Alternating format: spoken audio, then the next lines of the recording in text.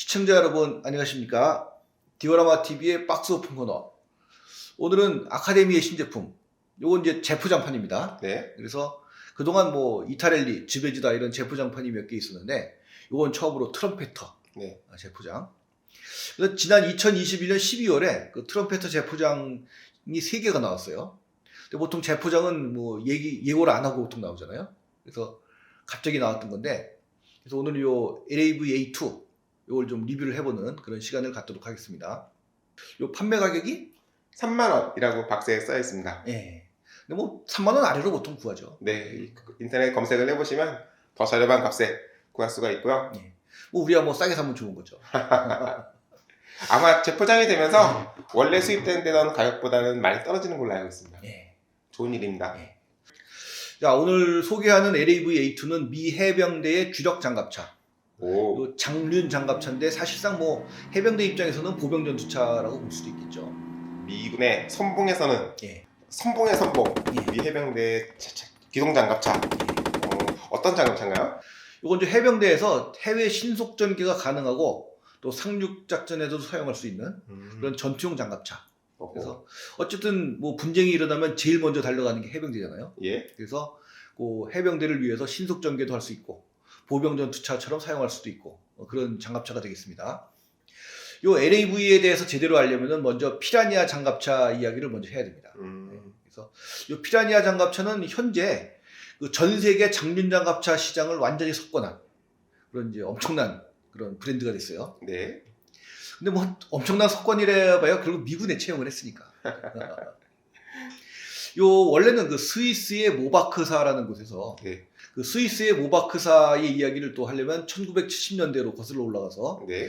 그 당시에 그 서독군이 국경수비대 같은 데서 사용하던 네. 그런 경장갑차 같은 걸 납품을 했는데, 근데 뭐 요 당시에는 뭐 좀 그런 대로 뭐 이름은 알려져 있는 회사긴 했지만 뭐 대기업도 아니고 네. 뭐 별로 힘 있는 그 회사는 아니었습니다. 근데 요 모바크사에서 좀 자기네 사세를 넓혀보자. 네. 그래가지고 그 자기네 자체 자금을 들여서, 네. 그러니까 원래 이제 각국에서 장비하는 장륜 장갑차는 그 각국의 필요에 따라서 만드는 거잖아요. 착수금을 받아서 네. 개발비를 받아서 개발하는 경우가 많습니다. 네. 즉 소유권이 완전 자사 것이 아니죠. 그런데 소유권도 소유권이지만 일단 그 사양이 네. 그 나라에 맞게. 네. 근데 여기서는 이제 어느 나라에나 적용할 수 있는 범용 장갑차를 기준으로 해서 자기네들의 자체 자금을 들여서 피라니아 시리즈를 내놓았어요. 네. 그래서 그 4 곱하기 4, 네. 6 곱하기 6, 8 곱하기 8, 8x8. 네. 세 가지 버전을 내놨는데, 이때가 이제 1972년 네. 요 패밀리 차량으로 내놨습니다. 72년의 장륜 장갑차 예. 바퀴형 예. 궤도가 아니라 예. 이렇게 바퀴가 여러 개 달린 예. 지네발 차량을 만들었는데 예. 이후에 어떻게 됐나요? 이게 근데 시장의 반응이 별로였다 그래요. 그래서 뭐 돈만 날리고 망할 위기까지 거의 처했다가 네. 거의 뭐 망하려고 하는 순간에 이 구원의 손길을 뻗친 것이 캐나다. 그래서 캐나다가 1974년에 그 AVGP, 네. 그래서 Armored Vehicle General Purpose, 범용 장갑차라고 그래요. 이걸 네. 이제 도입 계획을 발표를 해서 여기서 무려 14개사가 응모를 했다고 합니다. 그래서 무려 2년간 경쟁을 했다 그래요. 네. 근데 요 어차피 이 피라니아 시리즈가 그 범용을 위주로 만들었잖아요. 네. 그렇기 때문에 요 AVGP의 컨셉과 맞았다. 그래서 결국은 요 피라니아가 이제 승리를 하게 돼요. 캐나다군이 요구하는 군의 사용과 예. 맞았다. 맞았다. 그래서 이제 승리를 하게 되는 거죠. 대박이 터졌나요? 아직은 대박은 아니에요. 아직이요. 네. 그래서 요 병력 수송형인 그리즐리, 그 영국의 스코피온 장갑차 있잖아요. 그 포탑을 장비한 화력 지원형인 쿠거, 예, 그다음에 회수형인 허스키, 네. 요 세 가지 타입을 1982년 9월까지 491대를 납품을 했어요. 500여 대가 안 되네. 그래도 뭐 상당한 겁니다. 이게. 네. 일단 차량 자체가 비싸니까. 네. 근데 요 캐나다군에 채용이 된 것이 사실은 이게 뭐 좋아서 채용된 것도 물론 있지만 이 뭐 무기라는 게 항상 좋아서 채용되는 건 아니잖아요. 네. 경제 문제, 정치 문제 이런 게 있다 보니까. 근데 이게 왜 그러냐면은 캐나다에 있는 그 GM 캐나다, 네. 요 회사에서 요 피라니아 시리즈의 라이센스 생산권을 땄어요. 그래가지고 졸지에 그 GM이라는 대기업이 생산하는 그런 차량이 됐던 거죠. 자동차 왕국 미국에서 예. 생산하는 그러면 이제 팍팍 찍어 나오겠네? 그렇죠. 이제 미국 자본이 들어간 이제 자동차가 되는 거죠. 네. 그러면 생산량이 얼마나 이제부터가 이제 그렇죠. 이제 성공 시대가 열리는 네. 거죠. 꽃길이 열리게 되었습니다.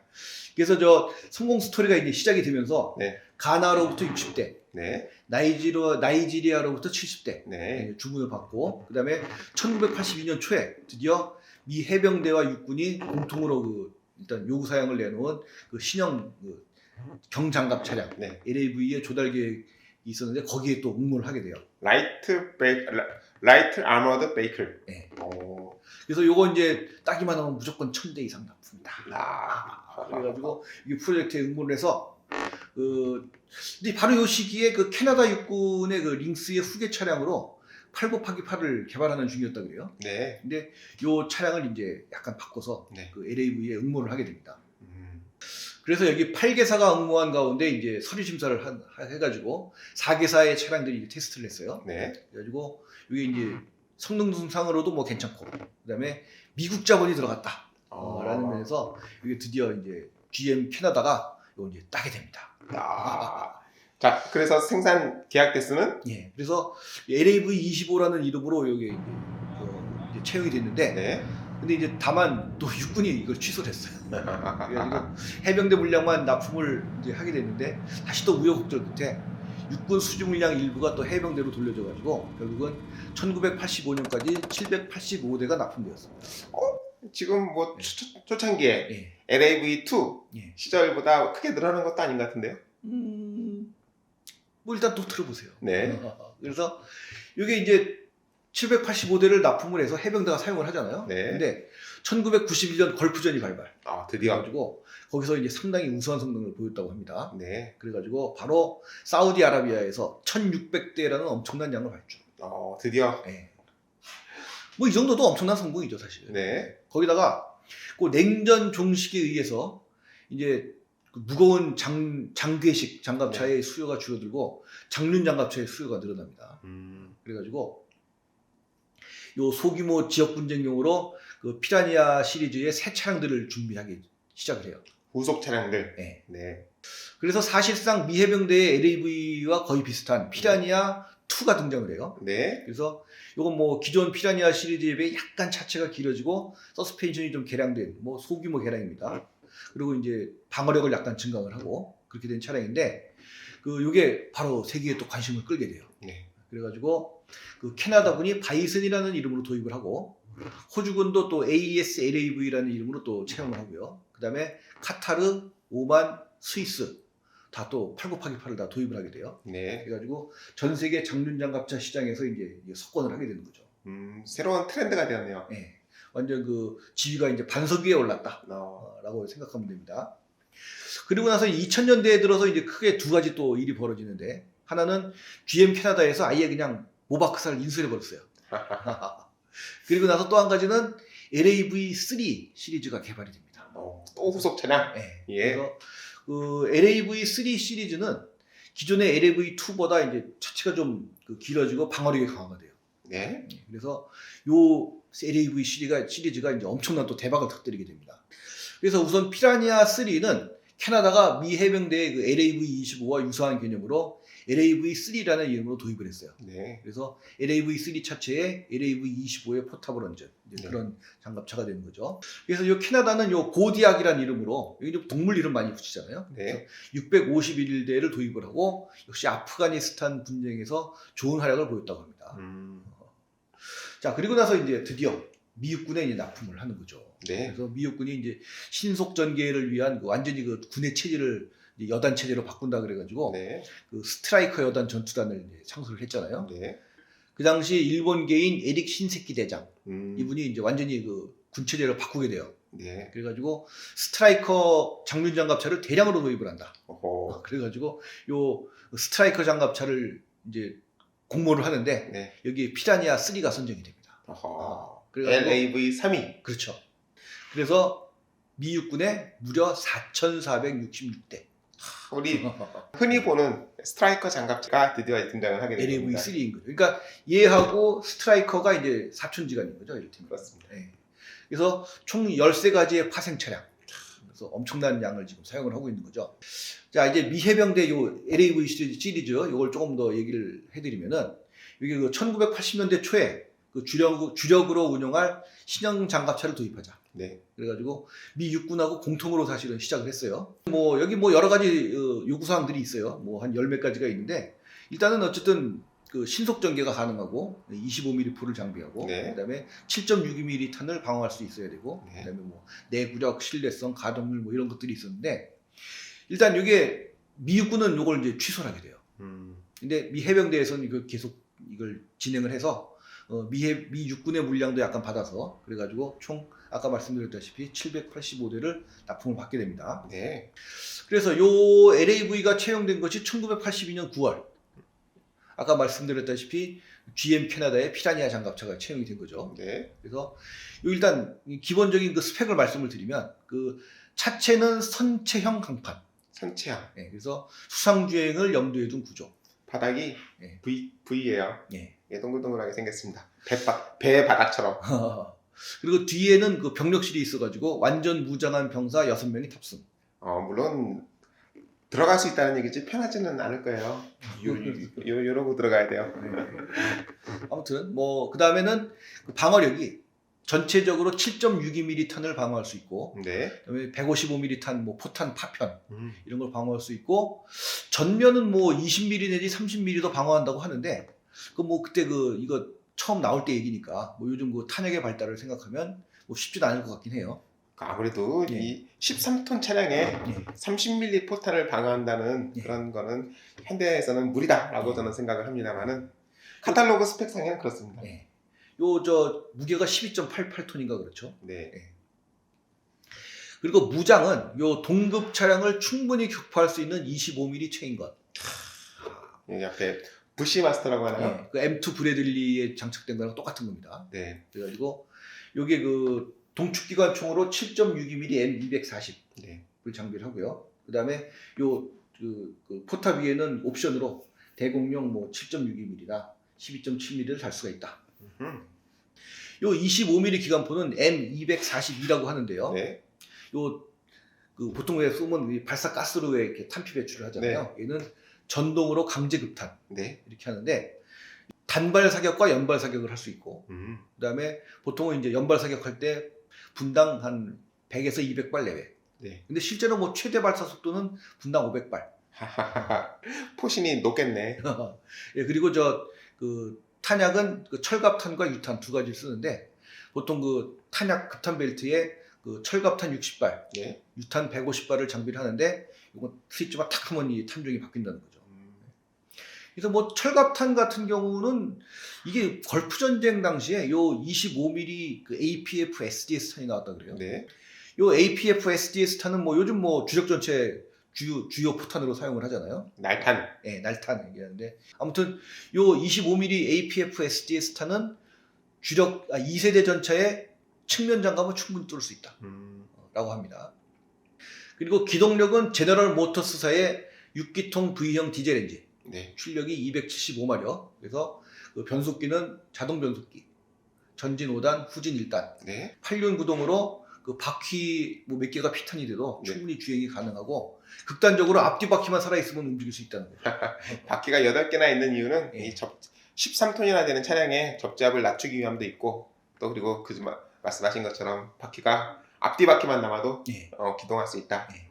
그리고 참고로 275마력 엔진이면 요즘 나오는 승용차보다도 엔진 마력이 부족한 것이 아니냐 예. 이런 말씀도 할 수 있겠는데 사실 이런 장갑차용 전투용 엔진은 그 출력 특성이 다르기 때문에 일반 자동차 엔진과는 그 전혀 다른 그런 예. 물건이라고 보시면 됩니다. 그래서 최고 속도가 도로상에서 100km. 네. 그다음에 수상 주행할 때는 10.46km. 어허. 그리고 항속 거리는 668km라고 합니다. 그래서 일반 전차들은 660km나 못 돌아다니거든요. 예. 그래서 신속 기동군에 걸맞은 전투 차량이다. 예. 뭐 사실상 보병 전투차죠. 이게. 네. 이건 저 여러 가지 좀 파생형이 있어요. 네. 그래가지고 LAV-25 이게 25mm 포탑을 가진 기본형. 네. 네, 그 다음에는 LAV-AT 네. 이건 대전차형입니다. 네. 그리고 LAV-C2 이건 지휘통신차. 그러니까 스트라이커처럼 여러 가지 그 패밀리 차량들이 있어요. 제너럴 퍼포즈라며 다목적으로 쓰는 거죠. 그다음에 LAV-M이라고 한 박격포. 네. 이건 81mm 박격포지만 뭐 120mm나 107mm도 달 수 있다. 라고 합니다. 그다음에 보급차 LAV-L. 이거는 이제 물자 보급 차량인데요. 그 적재량 2.43톤. 네. 이제 물자를 보급을 할 수가 있고, 그다음에는 저 회수차 LAV-R 여기 있고, 그다음에는 전자전 차량이라는 게 있어요. 이건 뭐 통신 재밍 뭐 이런 거. 안테나를 높게 올려서 전자전에 사용하나 봐요. 네. 그리고 이제 LAV-AD라는 그 대공 차량이 있는데, 이거 처음에는 그 발주를 취소를 했었다가 요즘 다시 또 채용을 한 모양이에요. 그래서 그 스팅어 미사일과 발칸포가 같이 달려 있는 네. 그런 대공 차량이 되겠습니다. 요 LAV는 해병대의 경장과 보병대대에 배치가 돼서 일단 기본적으로 1개 대대에 LAV-25, 56대 네. 그리고 나머지 저 각종 파생 차량들이 이제 일부가 배치가 되는 거죠.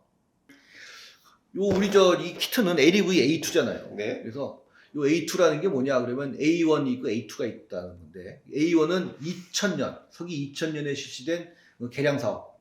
그래가지고 배기구와 전자장비를 개량을 하고 서스펜션이 강화됐다고 해요. 그 다음에 A2형은 2006년에 실시된 2차 개량 사업. 네. 그래가지고 그 포탑 구동을 유압식에서 전기 구동식으로 변경. 그 다음에 레이시온사의 개량형 열 영상 장비를 도입. 그 다음에 레이저 거리 측정기를 도입. 그 다음에 그 증가장갑 일부가 또 도입이 되고, 네. 그 다음에 그 배기구를 또 약간 개량을 해서, 여기 보면은 이 반대쪽이구나. 반대쪽 배기구를 보면 한눈에 알 수 있어요. 여기 원래 기본형은 이제 배기구의 그 커버가 굉장히 긴데 얘는 짧습니다. 그걸 보면 한눈에 알 수 있고요. 그리고 뭐 군비 축소도 되고 하니까 이게 이제 다 한꺼번에 유지를 하기가 힘들다 그러잖아요. 그래서 요 중고 차량 일부를 미 육군 공수부대가 가져갔다 그래요. 네. 그래가지고 요 신속 전개용으로 82 공수사단에서 요 LAV-25를 이제 도입을 해서, 물론 뭐 스트라이커도 뭐 신속 전개 가능은 하지만 요 스트라이커 같은 경우는 이제 수송기시잖아요. 네. 얘는 아예 낙하산 투하도 하겠다. 필요하면. 스트라이커는 네. 19톤에서 요즘은 점점점 네. 부피가 늘어나서 더 무거워졌고, 이 친구는 13톤이니까. 그래서 얘는 수송기는 물론 낙하산 투하도 필요하면 하겠다. 이런 거죠. 그래서 요 공수사단에도 이제 배치가 돼 있다. 작으면 작은 대로 쓸모가 있네요. 예. 그러니까 예전 그 시리단이 이걸로 바뀐 거죠, 결국. 맞다. 네. 자, 이제 키트 얘기 또 해드려야죠. 네. 그래서 요 키트는 제일 먼저 그 나온 게 ESCI에서 나왔어요. LAV는. 네. 이게 1989년도에 발매가 됐는데 그 당시 ESCI의 금형을 한국에서 봤습니다. 그래서 제가 예전에 우리 저 M60 키트 그 특집 생방송 할 때 한번 그때 한국에서 금형판 얘기 해드렸잖아요. 그 당시에 이것도 같이 했어요. 그래가지고 그때는 LAV 이거 도대체 무슨 차야? 그리고 몰랐지 그때는. 그때 네. 막 서방에서 도입하기 시작한 네. 최신 차량이었으나 네. 그 당시에는 지금처럼 인터넷이 없고 네. 전투 무기에 대한 자료가 굉장히 제한적이었으니까 네. 난데없이 아무튼 이제 ESCI는 그러고 나서 이제 망했잖아요. 그 ESCI가 M60 금형을 이탈리아로 넘겼지만 이 LAV는 이탈리아로 넘어가질 않았어요. 네. 그래서 이탈렐리에서도 LAV-25가 나오지만 이건 신금형입니다. 네. 그래서 이탈렐리에서는 뭐 박격포형도 나오고 몇 가지 나오고 있죠. 네. 그리고 나서 요 트럼페터. 네. 그래서 여기 나왔는데 요 트럼페터의 그 제품들은 뭐 그냥 제가 분류를 하는 거지만 크게 보면 세 가지 시기로 좀 나눌 수가 있을 것 같아요. 네. 왜냐면은 맨 처음에는 뭐 제품이 많이 쏟아져 나왔는데 뭐 계란지 키트를 그냥 금형으로 바꿔가지고 낸 거라든가 해서 뭐 굉장히 좀 허접한 물건들이 많았던 그런 완전 초기. 네. 뭐 값도 무지하게 쌌죠 진짜.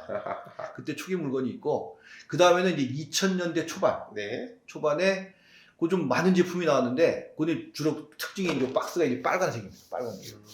근데 그 당시에 뭐 저 스웨덴 S 전차, 뭐 JS3M 그래서 카피 제품은 아니면서도 뭐 카피 제품 비슷한 것도 있었고 아니면 뭐 오리지널도 많이 있었고 근데 뭐 굳이 얘기하자면은 뭐 거의 뭐 이 조립성은 뭐 이탈리아 1급 정도? 네. 그런데 뭐 썩 좋지도 않고 그렇다고 나쁘지도 않고 그러면서 뭐 제품 어쨌든 라인업이 굉장히 좀 많아지던 그런 시기가 있었고요. 그 다음에 마지막으로는 이제 그야말로 요즘 중국 제품처럼 엄청난 부품수를 자랑하는 그런 엄청난 그런 복잡한 키트들이 나오던 시기 이렇게 있는데 요 LAV-A2는 뭐 세 번째 시기에 나온 키트긴 해요. 네. 그러나 세 번째 시기에 나온 복잡한 키트가 아니고 두 번째 시기에 나왔던 LAV25 네. 거기서 부품을 개수한 그런 제품이 되겠습니다. 이 A2가 실제는 2006년에 예. 도입이 됐으니까 그 키트는 2010년에 나왔고 예. 시류를 반영한 나름 최신 키트가 아니었나 당시에 예. 그런 생각을 합니다. 예. 트럼펫타가 굉장히 신제품 개발에 열의를 올렸던 예. 시절이 아니었나. 지금도 많이 나오죠. 맞아, 지금도 열이 어마무시하게 많이 나와요. 나오죠. 별의별 게 다 나오니까 아무튼 요건 그래서 나쁘게 말하면은 좀 덜 정밀한 키트고 네. 좋게 말하면 뭐 무난하게 만들 수 있는 그 요즘 같이 뭐 그냥 애칭 무지하게 많고 부품 무지하게 많은 그런 제품 아니에요. 이거는. 아하. 그래서 전 이런 거 좋습니다. 네. 자 일단 뭐 이 정도 설명드리고 부품판 한번 같이 보시죠. 네.